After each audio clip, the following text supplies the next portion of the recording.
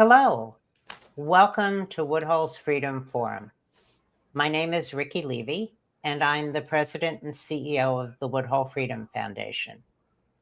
The Freedom Forum is where we tackle the big questions about our rights, our freedoms, and the current fights. I'm glad you're here with us today. By the way, if you believe in this work and want to keep it going, I invite you to join our Vanguard Society. That's our community of monthly donors, the folks who make sure we can respond quickly and keep fighting for sexual freedom every single day. You can learn more and join us at woodhullfoundation.org. It is my great pleasure to introduce you to my dear friend and colleague, Chris Cormier Maggiano. Chris is the president and founder of Cormier Company. He advises funders, issue advocates, and movement leaders to achieve their policy, political, and philanthropic goals. As a donor advisor and philanthropic strategist, he specializes in working at the intersection of progressive public policy, national campaigns, and funder engagement. Chris previously was a principal at the Raven Group, where he co-led the firm's team that helped build the private sector initiative aligned with the White House's My Brother's Keeper campaign for boys and young men of color. Chris's career in social advocacy began in New York, where he served as the director of organizing for the statewide LGBT group, the Equality State Pride Agenda. Chris, welcome. I'm so glad you're here with me. I'm honored to be here, Ricci. It's good to see you. You too. So we're going to talk about the upcoming election. We're going to talk about voting. And I think you're the perfect person to have that conversation with. Thank you. Many people feel ambivalent or discouraged about the election, given the state of our country. What do you say to that? How do we stay motivated and engaged despite what's happening in the country? It is hard in moments like this to stay hopeful and to not feel overwhelmed. And that is all by design, right? We are in the most authoritarian version of our democracy, at least in my lifetime, if not in the 249 years. It is a tactic that is used to have people feel like their voice doesn't matter, that their votes don't matter. You just say, oh, it's all inevitable. They're going to win anyway, right? The side that I don't agree with, the opposition, they have way more power. They have way more money.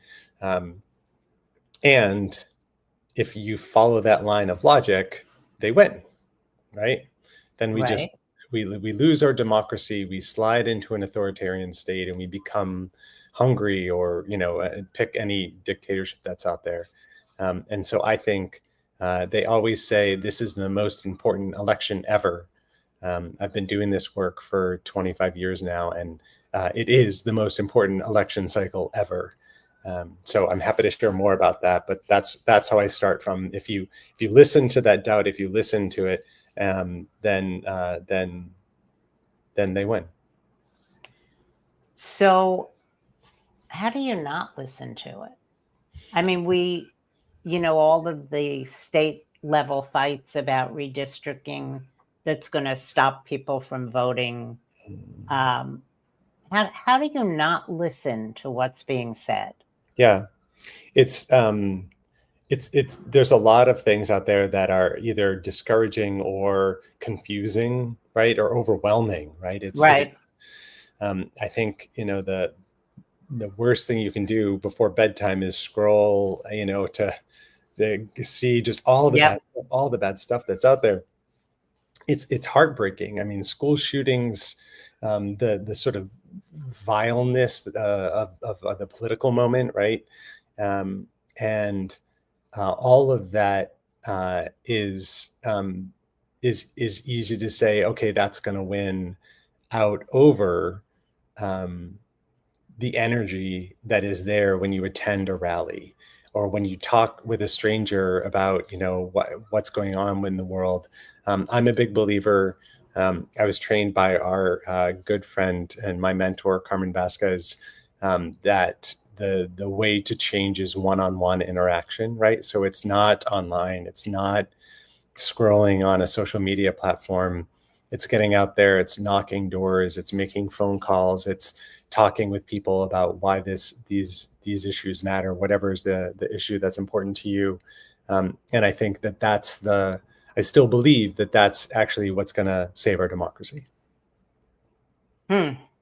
So one-on-one conversations, put a face on it, right? Mm-hmm. By the way, let me go back to something you said. That scrolling at night, or, you get up to go to the bathroom in the middle of the night, you just glance at your phone, and that's the end of the night. I call that doom scrolling. Yes, because that's what it becomes. Yeah. I'm always surprised after I do that, and I wake up in the morning again, and the sun is out, and we're still here. Yeah, I mean, I forget where I flew back from somewhere, and I made sure I attended the No Kings rally a couple of months ago, and it was like balm on my soul, right? Because I was like, oh, that's right. This world isn't as crazy as it seems to be if you're just looking at what's happening in politics, especially and globally, right? And it felt really good. I always. I know this is not for everyone, but I always still love doing door knocking, where you go door to door, you canvass, because you interact with people and they say, they cut my kids' school funding, so I'm pissed. I'm going to go vote, and you're like, that's right, me too. So I think that actually matters more than what's happening on X or pick your social media platform. What's the most powerful interaction you had going door to door? Can you think of one? Oh, I absolutely. Well, and I really hope my husband's not watching this, because he's a part of this. So it was, I want to say it was I think it was the 2017 Virginia election. I know we're going to talk about Virginia. It was when, every cycle they're coming up with a new way to knock on a door, a more effective way to do it. And it was towards the end of the shift. My husband had never really been out. We were out in Loudoun County, sort of swing area of Virginia, knocking on these doors. And it was one where you're supposed to say, okay, have you thought about, have you thought about when you're going to go on? Now it's kind of the standard script, but it was sort of new that cycle. What time are you going to go? How are you going to get there? Are you walking? Are you driving? Do you have to drop your kids off at school? Like what's the way you're going to do it? And then that gets the person to kind of think through the day. And I knocked, it was one of my last doors, and I knocked on this door, and this very pregnant woman answers the door. And I was like, hi, I'm looking for, Sue Smith here. And she's like, yeah, it's me. I was like, okay, just here to remind you, voting is on Tuesday. I want to make sure you get out to vote. She goes, yeah, I will. I was like, what time are you going to be voting? She goes, I'm getting induced on Tuesday. Oh my God, honey. And she yelled, honey, come here. And she's like, what time the polls open? Oh my gosh. She made sure, because she was having a baby, right? Like she was right. And she was very passionate about the election, but just, people have stuff going on, even if you're not having a baby, you've got your kid's soccer practice or something, and you forget. So the embarrassing part is my husband, who is a little bit waspy. He came back, and I was like, so how was it, honey? How many of those cards did you fill out about that? And he goes, oh, I thought that was too invasive to ask him about. And he had just skipped over the whole thing. But anyway. But I'll bet people went to the polls. Yeah, and yeah, they did. And so let's talk about the polls. This sounds silly, but does voting really matter? Yes, and now more than ever. And I do, or at least more than ever in my lifetime, certainly. And mine, by the way. Yeah, and in part because they are making it so hard. There are people out there that do not want folks on this stream to vote, and it's my job is to understand everything that's happening around the redistricting and mid-cycle gerrymandering. There's no other way to say it. And they want it to be hard. They want people to be discouraged, which only makes it that much more important to get out there and vote. If there is I keep saying that the policies that a lot of folks in power right now are passing are not popular, like very much not popular. And it feels like they are acting as if there will not be accountability, right? Right. I agree. Right. And the only way it's what we get to do. It's the way we can voice whether or not we agree with, cutting Medicaid funding or limiting a woman's right to choose or, further restricting the rights of immigrants, right? There's a way in which you can do that. The most powerful by far, more than giving money, more than writing an op-ed, is voting. And I believe if you look at the special elections that have happened this year, last week or 2 weeks ago was in Iowa, right? A small little state legislative district swung from 20 points Trump to Democrat winning, right? Right. And that you sort of see those little threads that say, oh, I think this might actually be a good year to show we don't agree with these policies. And if things go well in November, it only shows the motivation for turning out next year. I love what you said about accountability, that this is how we hold our elected officials accountable for what they're doing to our country, to our democracy right now. Yep. And by the way, I'm including Democrats and Republicans in that. 100%. Because silence, going along because you're afraid you're going to be under attack. Yep. There are only a handful of people speaking out. Yep. And kudos to the people speaking out. Yeah, I mean, I read something the other day that you're in an authoritarian state if you hesitate to criticize the government for fear of retribution.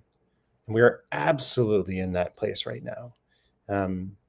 So I think it's I'm reading this wonderful book that I'll quote from later on, but Maria Ressa, How to Stand Up to a Dictator. And it's, a playbook of what her experience like as a queer journalist in the Philippines, standing up to Duterte. It is a powerful piece, but one of the things she says is you need to, in moments like these, use the power that you have while you still have it. Because when you most need it, you might not have that ability. So march in the streets while you still can. Vote while you still can. Speak out and write op-ed letters while you still can, because it's, the authoritarian playbook is to diminish people's rights. And we're very clearly in that moment. So act while you still have the power to do so. Yep. Wow, that's very powerful. Would you say we could take that book as a checklist for how we should be responding? It's insightful to understand at least her experience, and it's a lot of her experience globally, but there's so many good insights in this. And it has, because it's a global perspective, she had, she lived in the United States growing up and then moved back to the Philippines, but she talks about how their democracy globally is declining and authoritarianism is on the rise, right? So what's happening in our country in the US is not unique. But so I like that notion too of sort of what can we learn from the experience. I went to hear her speak with the former openly gay ambassador to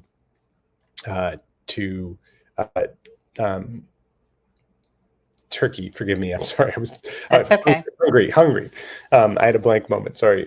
But it's this classic example of they pick 3 judges, go after them, make an example so that all the other judges get in line. They pick 3 universities, go after them, criticize them so everyone else gets in line. And it's literally what they talked about in January is happening here right now. So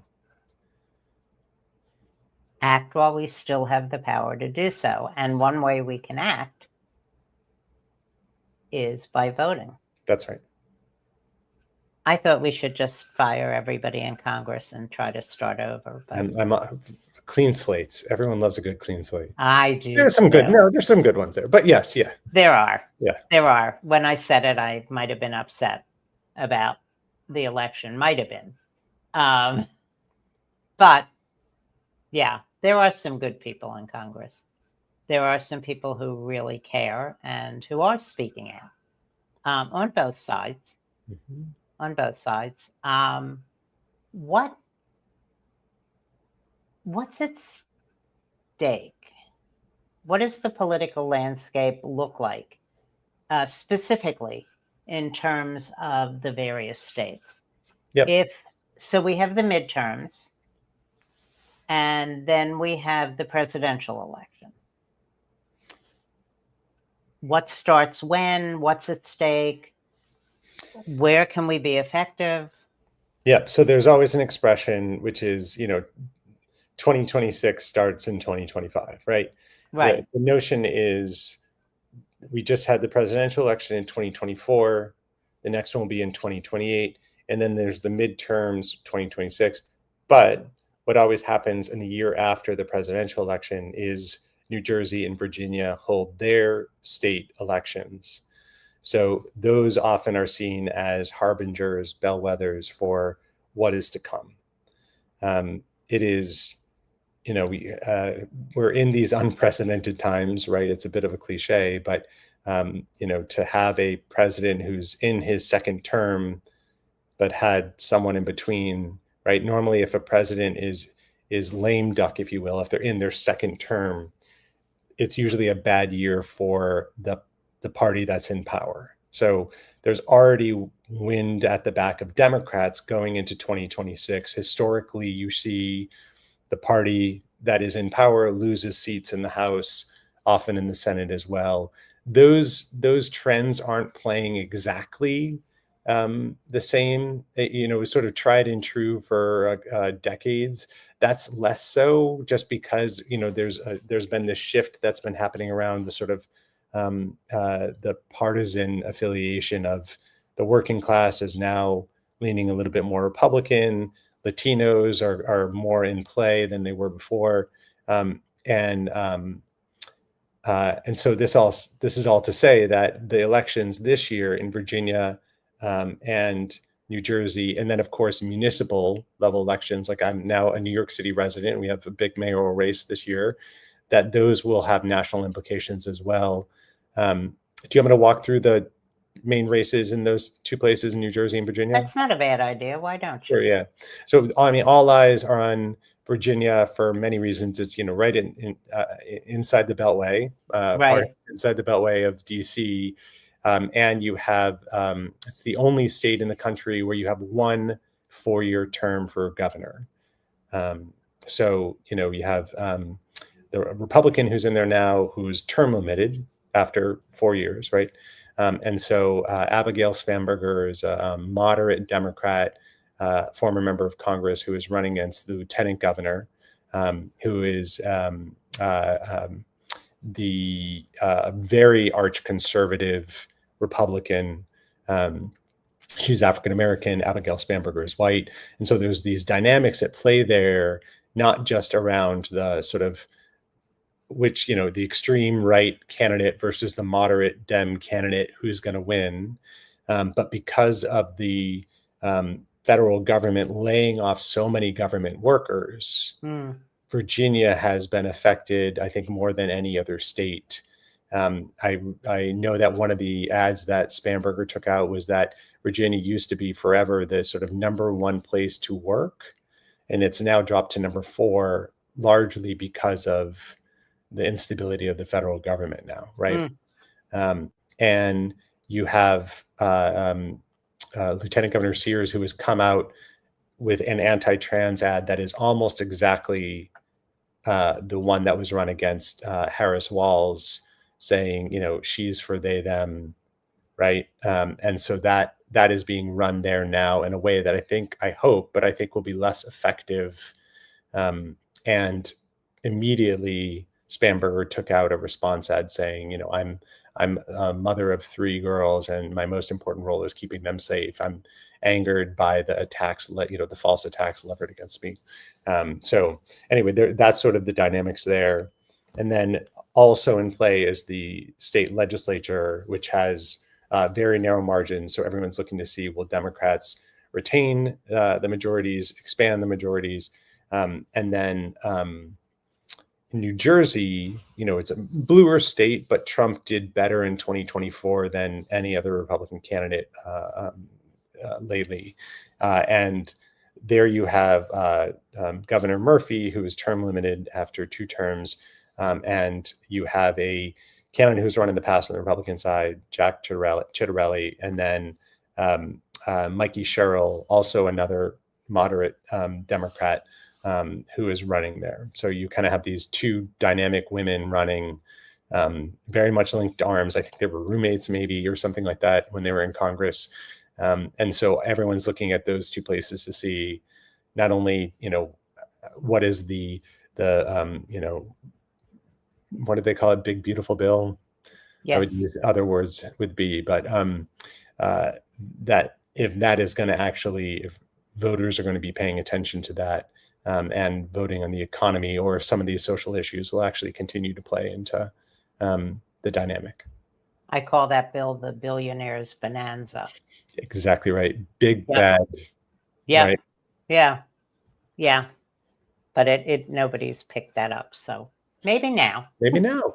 Maybe now. What? Oof. There are so many things, and they all go back to Congress. So let me ask about the Supreme Court. Let me make sure what I'm going to ask you is right to ask. We now know, I think, how much impact Supreme Court appointments can have on democracy, on our rights, on our freedoms. I heard rumors that at least one justice might be considering retiring. Mm-hmm. Have you heard those rumors? There are the perennial, but I don't think it matters anymore. Sorry, I'll let you ask your question. Go ahead. No, you kind of answered it. So yeah. it won't matter if just one person retires. I imagine that because we have the most politicized court of my lifetime, right? And right now, right? And Mm-hmm. they're not hiding it at all. We have like political operatives as justices, right? Right. And they don't really hide anymore that it's like, party influence on their positions. That I imagine if next year Republicans lose the U.S. Senate, that they would do a recess appointment, a lame duck session, Right, and replace the 2 older Republicans, Thomas and Alito, with 25-year-old not even people who've never served on the bench. Right. Like recent law grads, they don't need that. But someone that they'll just find the youngest people possible that are loyal, and ram them through. I mean, I continue to say that I think we live in a kingdom right now, right? We don't have separation of powers. The Supreme Court, it's something like they've overturned 74% of the lower court's rulings. And with rare exception, it's all favorable to Trump and his party and what he wants. So, and I'm not, I didn't go to law school. I know we talked about this, and I deferred and didn't go, but you can't say, okay, race can't be used for college admissions, but yeah, we can go and racial profile people for ICE and To immigration. pick them up and have them Right. disappear Like, down a black hole. which one is it? Are we, are we Right. race blind as a country, or are we not? Okay, we're not. Okay, great. Right. So, yeah. Yeah. But then voting won't have an impact on that. And it will, in the sense of, look, if may we all be so lucky to see a pro-democracy majority in the House and the Senate, and I include Republicans in that. I would love to see Republicans stepping up to the plate more, and doing things to protect our democracy. That does not seem to be happening right now, but would love to see that in a way that you would have more sensible people. The sort of, I feel like all of the norms, or whatever you say, for gentlemanly agreements of the Senate have all been ripped apart. And that's been including with the judges. And, there used to be a blue slip rule where you had to get the approval of the senators, often bipartisan, to get a Senate or a federal judge considered, right? Yeah. Appointed or considered, right? And that's torn up in part because, we don't have split ticket voters as much anymore, right? If you remember, even in 2008, Democrats had senators. They had, both West Virginia senators. They had Louisiana, Indiana, North Dakota, Montana, both Montana. Now you've got one Republican senator, with rare exception, Tammy Baldwin and Ron Johnson in Wisconsin being one. You don't have, you have, it's usually both U.S. senators from a state are part of the same party. Right. So it's been part of this great sort of separation of there's a lot less ticket splitting. By that, I mean people saying, I'm going to vote for a Democrat and a Republican. Right. That's happening. And I don't think that's good for this country. But so when did I figure out we were in deep caca? I figured that out in an early speech in Congress. Must have been something. I'm going to say Trump was probably giving a speech of some kind. And one of the things I always appreciated was that when the justices walked in to Congress, they smiled at people, and then they took their seats, and their faces were impassive through whatever was said. That just stone impassive. My face shows everything. I was in awe. Yeah. I was just in awe that anybody could be. Yeah. I may be able to keep my mouth shut occasionally, but my face gives it away. Right? I'm the same way. At this speech, they were reacting. They were pleased. I think at one point there was some applause from the justices. Mm-hmm. And I thought, we're just screwed. Yeah. We're screwed. This is horrifying. Yeah. And, well, I'm going to go off on a whole tangent, but the emergency injunctions, I think that's what they're called, right? Mm-hmm. The things where the justices don't have to tell you who voted. Oh, it's the shadow docket. Is that what it is? Shadow docket, yeah, yes. Yeah. You don't get to hear the case. Yep. You don't get to see what was presented. Yep. You get to hear what the justices ruled. And that's it. It just happens. And yeah, there was some massive amount overturned of prior laws and orders. Yep. So if, let's say, we get people on both sides, Republicans and Democrats, mm-hmm. who really care about our democracy, who value our Constitution, mm-hmm. who understand the rule of law and the processes of government, and are willing to stand up and say no. Can we hope that that could happen? I mean, I think it can, and I think it is happening. It's with very rare. It's happening rarely.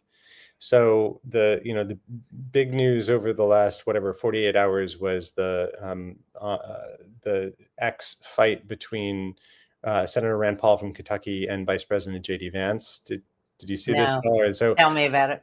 I'm not going to do it justice, but the vulgarity of it. But it was, the Rand Paul ended up commenting on the boat in the Caribbean that was decimated, right? That was bombed, yes.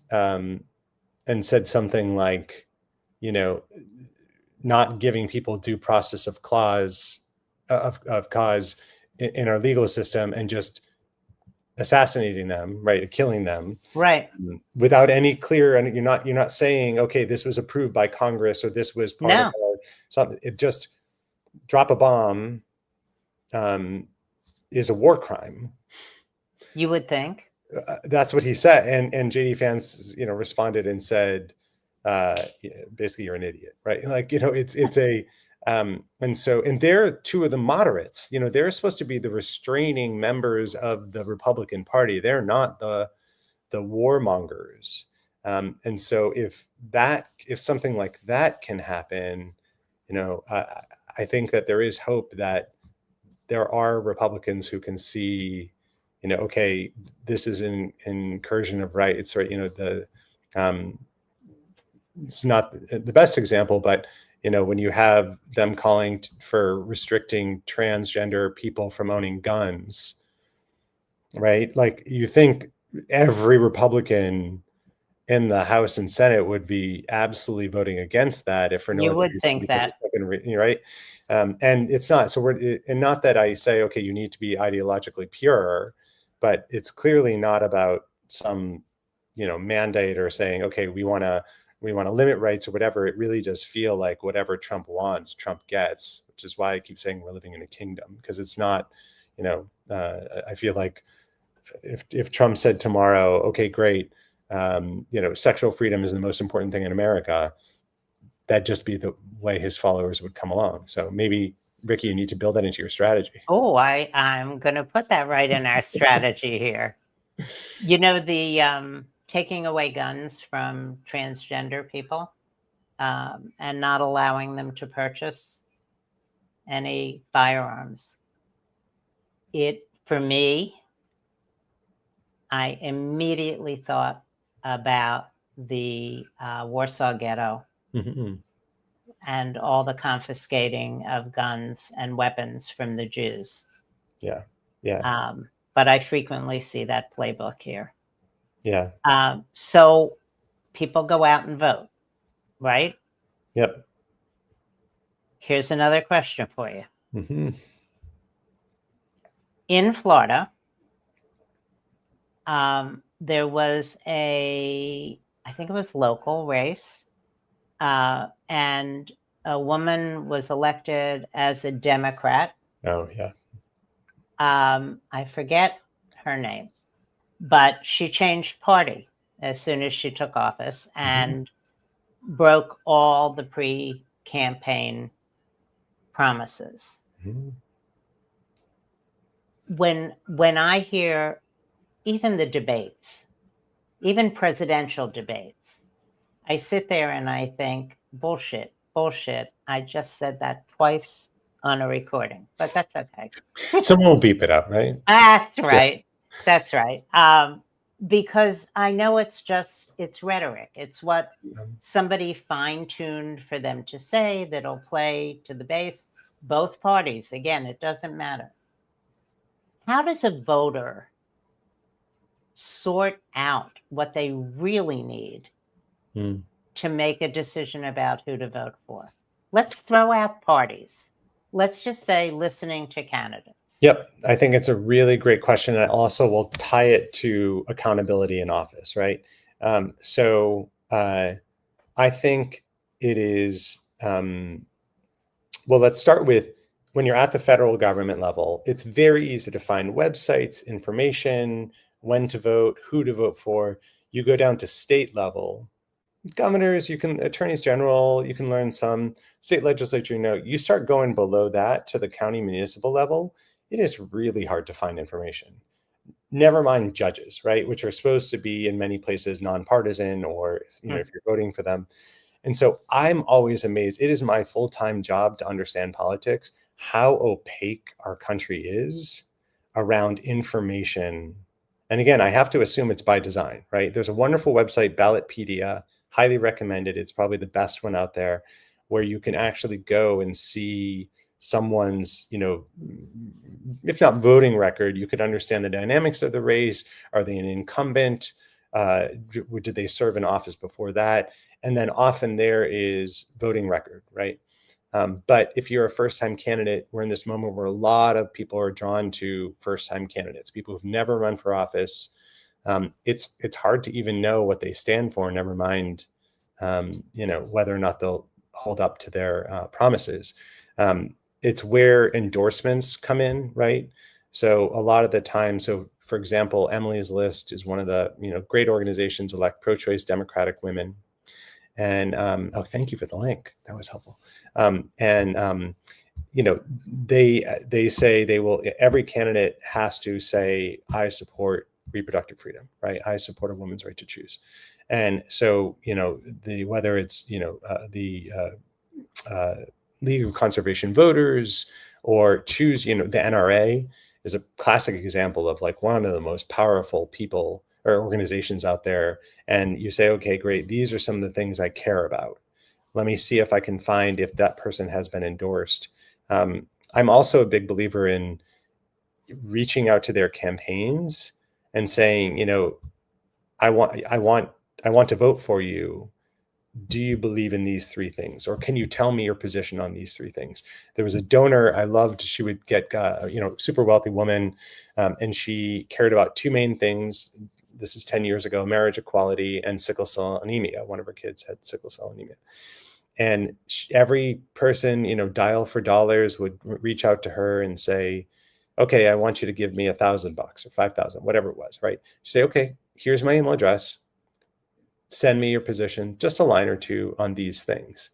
And it was an incredibly effective way for them not only to educate themselves on it, but for her to say, and every time if someone wrote her and she agreed with the policies, she would give them maybe not 1,000, but she would give them something to just encourage them to say, thank you for at least caring enough to have a position on this issue.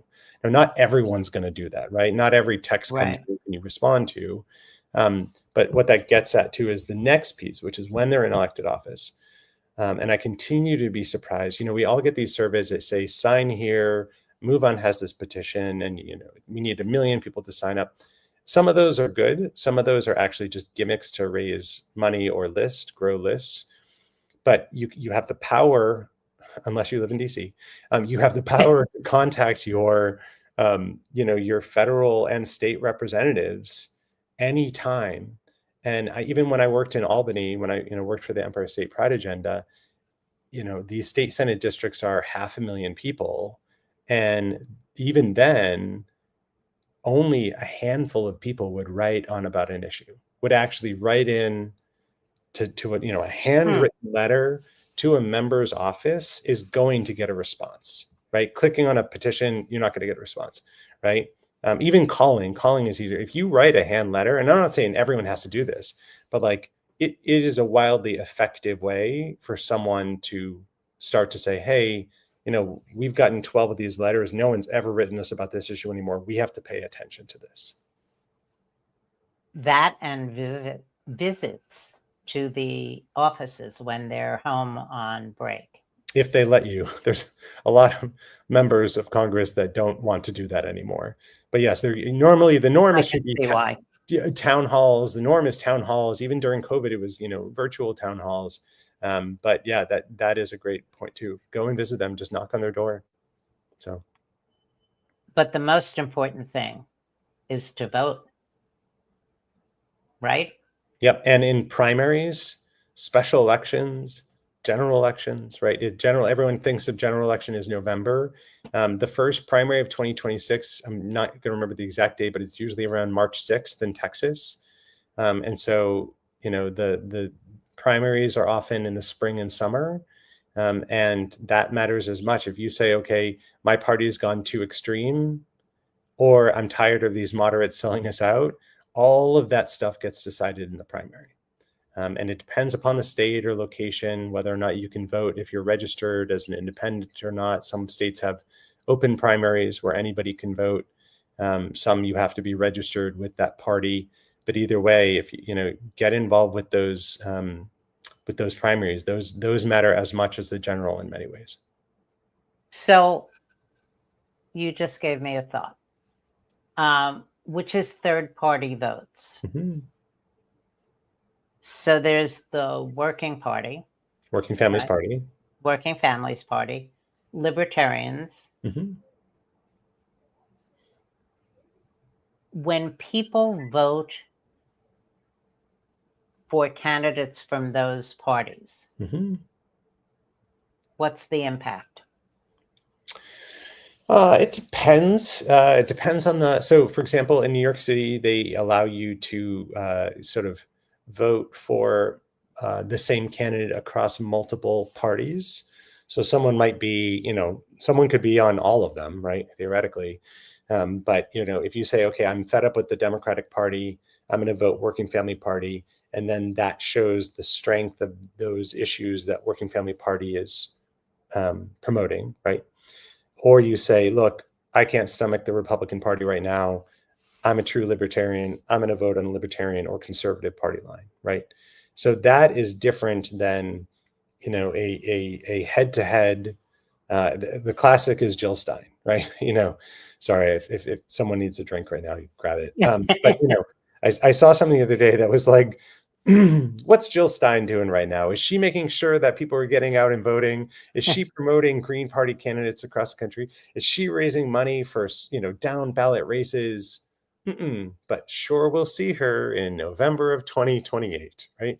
Because the idea is she's a spoiler. She's a, continual spoiler.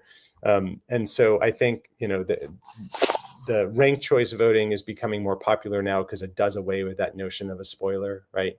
And it works both ways on both sides. Republicans often get, extreme candidates that come through their primary system. And then you have more moderate, conservatives or whatever that are, that pull votes from their side the same way that, a Green or Jill Stein like candidate could pull party from Democrats and ultimately cause the opposite party that they're misaligned with to win. Yeah. That's what I always thought about voting for someone who wasn't Democratic, a Democrat or a Republican. But you just gave me something to think about, that it highlights the issues that matter. But it's still a vote that's not counting for one party or the other. Yeah. And if we're talking presidential, we've never had anyone other than a Republican or Democrat. Yeah. I love a multi-party system theoretically. I think I think there are pros and cons with it, but like you look at Europe and there's way more deal making, there's way more progress that's made. Now it just becomes, my party is the nullification of your party, so bipartisanship is not going to happen, right?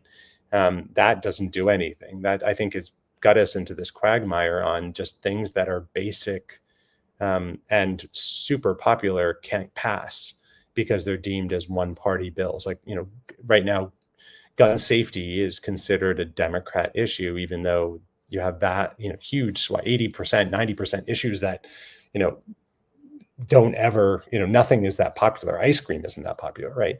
And we can't get it passed because it's considered a one party policy. And so I don't know. I mean, I'm not a partisan in any means. I've never worked for the party per se, right? But I do think that you have to be careful, especially we're in these, if it's like 51-49 victories, these very narrow victories.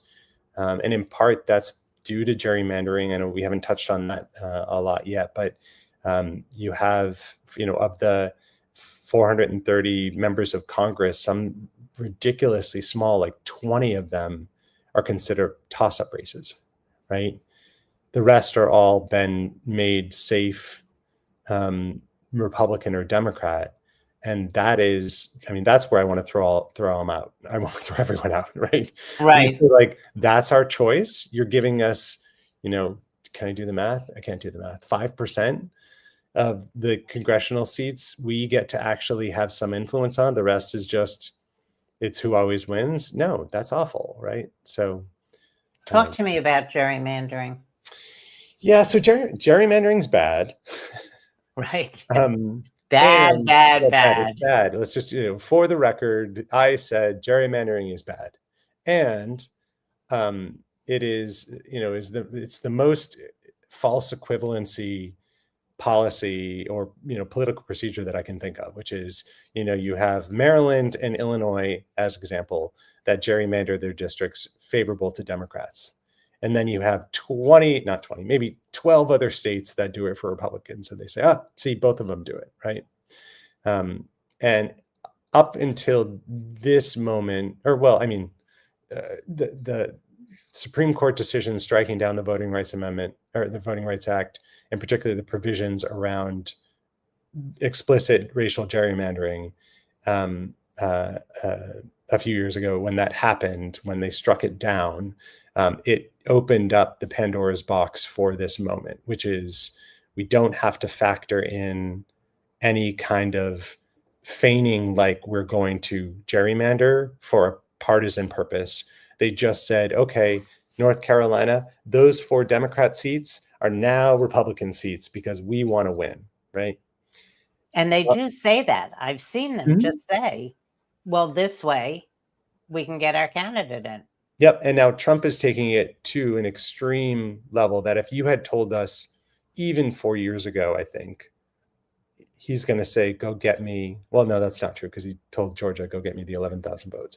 But 8 years ago, if you had said, okay, we're going to go and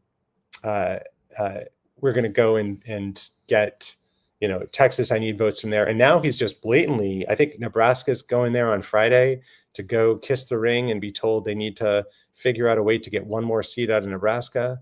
And so now Democrats are in a position, Gavin Newsom, J.B. Pritzker, Kathy Hochul, these sort of big populist blue state governors that have largely voted for, signed into law independent commissions to make them fair, are now having to look at passing laws or getting constitutional amendments or ballot initiatives saying, okay, we have to fight fire with fire. If they're going to do that, we're going to respond in kind, right? And also gerrymander. And so anyway, that's sort of the weird space we're in.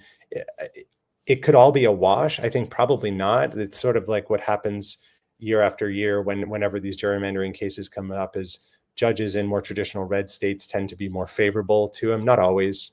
Alabama, Louisiana had some good rulings, but Texas will say, okay, seems good to me. Go ahead and gerrymander. In Texas, whatever their 40 congressional districts, I think 2 are considered even close to a toss-up. And then in New York, when New York tries to do it, the judges there throw it out and say, nope, make them fair. And so I don't even know if the efforts could counter it. If you do this sort of chicken, if you're going to do it, I'm going to do it. You're going to do it. I'm going to do it. And then we just have gerrymandering that could turn out to be a wash. But keep in mind, this goes back to the accountability thing I said earlier, which is if they were passing popular policy that voters were going to lovingly give them power back, they wouldn't have to do this, right? Right. The only reason why they're doing it is because they know they're going to face accountability from people that are pissed off, and they're trying to blunt the force of that. They're trying to blunt the force of you going to vote. So we're back to accountability. Mm-hmm.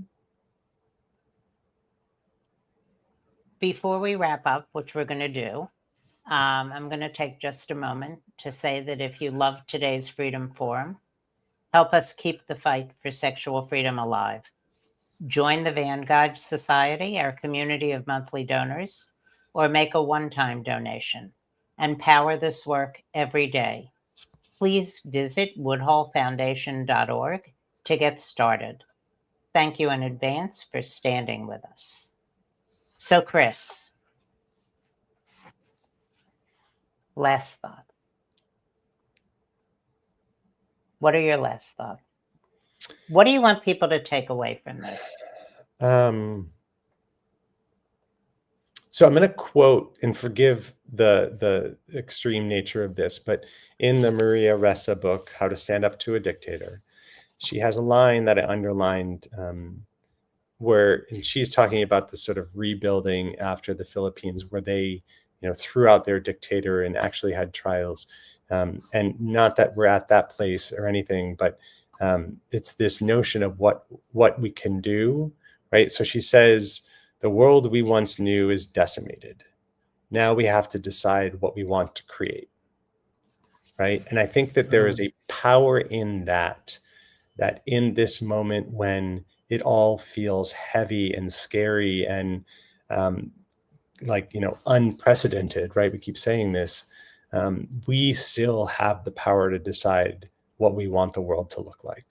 And I mean that at every level. And it's not just voting, right? It's the way that you would engage with someone at Thanksgiving, right? Your cousin you don't agree with, right? Are you going to flip the bird? Or are you going to say, or throw the bird, I suppose? Or are you going to say, hey, I'd love to understand this more, right? I read another book recently that says the only way to disempower your opponents is to understand them, right? So I do think that there is a place in which both bipartisanship, nonpartisanship, sort of coming to understand, why did so many people want to vote for Trump? Why do people love what he's doing around ICE and immigration, even if I personally don't agree with it?